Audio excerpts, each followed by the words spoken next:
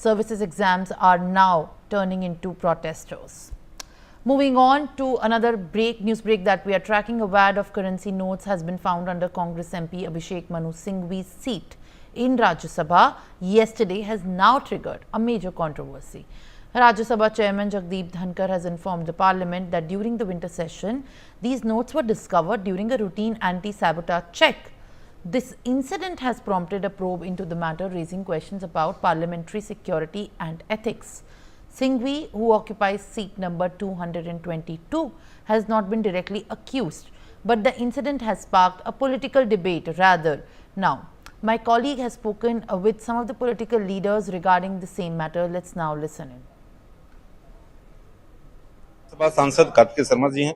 Sir, जिस तरह से आज राज्यसभा के सभापति ने कहा कि नोटों जांच हो रही थी और जांच के दौरान जो है नोटों की गड्डियां बरामद, ये क्या? देखिए, ये बहुत ही दुर्भाग्यपूर्ण बात है कि संसद के अंदर ऐसी दुर्घटना हुई है और इसकी जानकारी माननीय अध्यक्ष महोदय ने हमारे को सदन के पटल पे दी और ये बात पूरे संसद के लिए, सारे सांसदों के लिए दुर्भाग्यपूर्ण भी तो है और साथ साथ ही चिंता का विषय भी है कि इतना ये कैश वहां पर कैसे आया, वो सही है, फेक है, असली है, नकली है, क्या किस मंशा से था, किस लिए आया गया।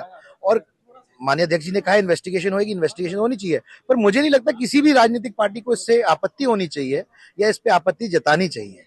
माननीय अध्यक्ष जी ने किसी के सीधे तौर पर नाम नहीं लिया है, तो कहा कि सीट के ऊपर 222 नंबर सीट के ऊपर बरामदी हुई है, लेकिन ये बात जरूर है कि ये बहुत ही चिंता का विषय है और इसके ऊपर दूध का दूध और पानी का पानी होना चाहिए, सच्चाई की तह तक पहुंचना चाहिए। सर, एक बात उन्होंने कहा कि जो नेता प्रतिपक्ष है उन्होंने सीधे तौर पर सवाल खड़ा किया कि नाम आप किस तरह से।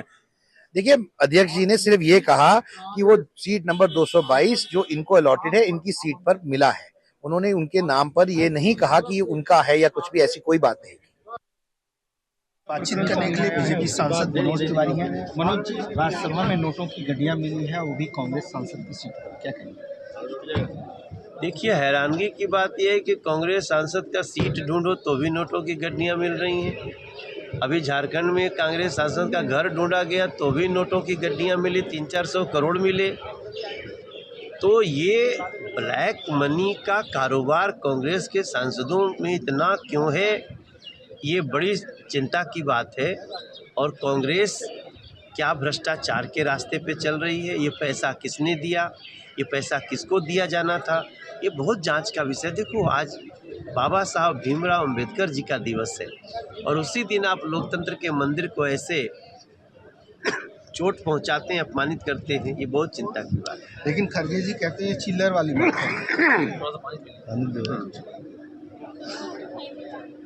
देखिए, अगर खड़गे जी कह रहे हैं ये चिल्लड़ काम है, तो ये चिल्लड़ काम सांसद क्यों कर रहे हैं कांग्रेस के? और खड़गे जी, आप अध्यक्ष हैं, अगर कोई इस तरह का अनैतिक कार्य करता है तो उसकी जांच करवानी चाहिए, अगर गलती हो तो सजा दिलानी चाहिए। सर, जेपी नड्डा ने कहा है कि राज्यसभा की इंटीग्रिटी के साथ समझौता वाली बात है ये। 100% राज्यसभा की इंटीग्रिटी पे चोट है, नैतिकता पे चोट है, ये लोकतंत्र के मंदिर की शुचिता पे चोट है।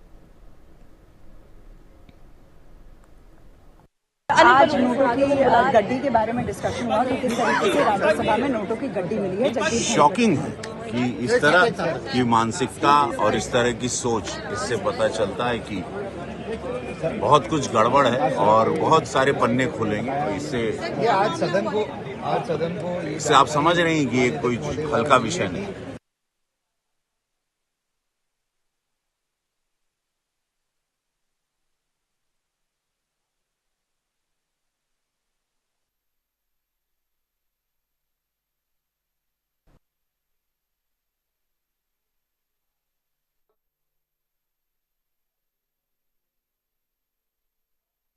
सर, राज्यसभा सांसद सुधांशु त्रिवेदी। सर, आज राज्यसभा में नोटों की गड्डी मिली है और जगदीप धनखड़ ने कहा कि इसकी जांच होगी। देखिए, आज जब सदन की कार्रवाई प्रारंभ हुई तो एक बहुत आश्चर्यजनक और गंभीर विषय प्रकाश में आया।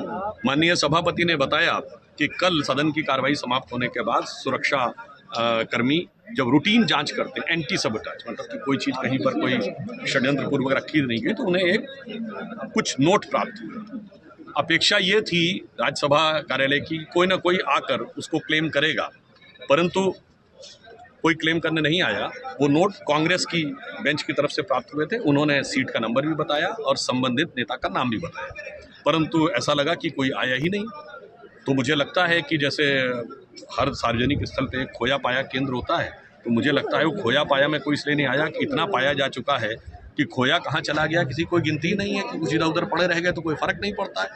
अब इससे यह बात बहुत साफ हो जाती है कि कांग्रेस, जिसका पूर्व में भी काला धन के साथ बहुत गहरा संबंध रहा है, और आज से नहीं, हम लोगों के बाल्यकाल से रहा है, राजीव गांधी जी के ज़माने से हम लोग सुनते आ रहे हैं, अब कम से कम उनका जब वो सदन के अंदर आए हुए पैसे का हिसाब ही किताब लेने नहीं आ रहे हैं, और उसके बाद उनके जवाब या सरकार के ऊपर आरोप लगाने का लहजा और शबाब देखिए, तो उसके लिए मैं एक पंक्ति कहना चाहूँगा सभी विपक्षी दलों और विशेषकर कांग्रेस पार्टी के लिए कि लहजे में बदजुबानी, चेहरे पर नकाब लिए फिरते हैं, जिनके खुद के बही खाते बेहिसाब बिगड़े हैं, वही हमसे सारा हिसाब लिए थे। लेकिन खरगे साहब कहते हैं कि ये चिल्लर जैसा आरोप है, सिर्फ माहौल बनाने की कोशिश है।